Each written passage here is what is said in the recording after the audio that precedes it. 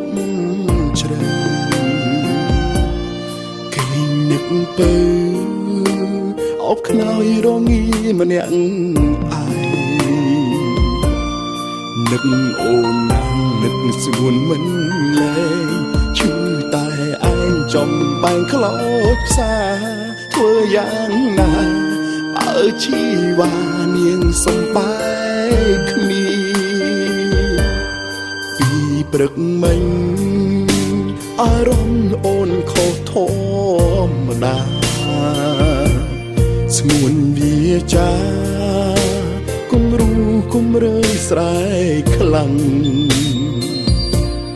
នៅសុកសុកអុចអាលមឈ្លូឃ្លានរឿងសំបបួលតោម្នេញសុំចាចេញថាបងអើយចប់គ្នាយប់នឹង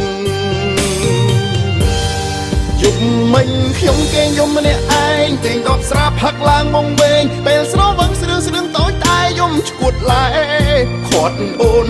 តែភ្នែកឃើញច្បាំងមានប្រុសម្នាក់ចាំស្ទាក់ចាំស្រីឈឺលើបីខ្មាំងលោកីឈឺណា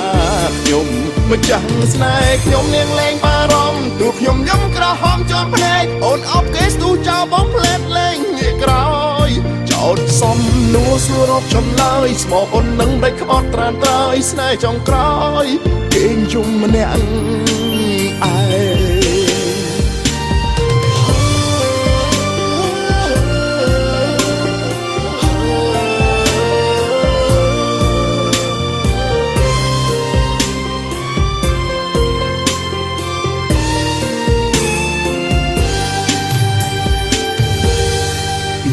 ព្រឹកមិញអារម្មណ៍អូនខុសធម្មតាស្ងួនវាចាគំរូគំរើស្រែកខ្លាំងនៅសុកសុកអុចអាលមឈ្លូឃ្លានរឿងសំបបួលតោម្នេញសុំចាចេញថាបងអើយចប់គ្នាយប់នឹងយប់មិញខ្ញុំគេងយំម្នាក់ឯងតែងដបស្រាផឹកឡើងមកវិញពេលស្រវឹងស្រឿងតូចតែយំឈួតឡែខាត់អូនតែភ្នែកឃើញច្បាំងមានប្រុសម្នាក់ចាំស្ទាក់ចាំស្រីឈឺលើបីខ្មាំងលោកីឈឺណា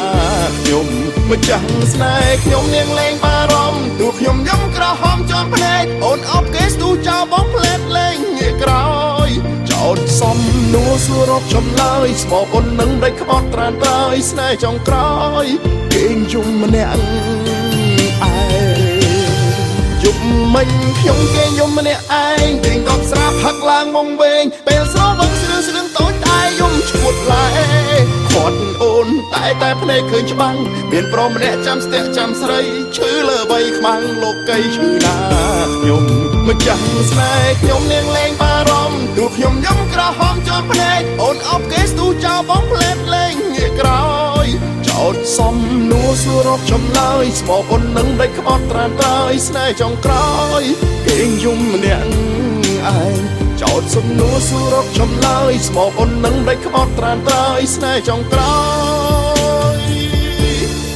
គេងយំម្នាក់ឯង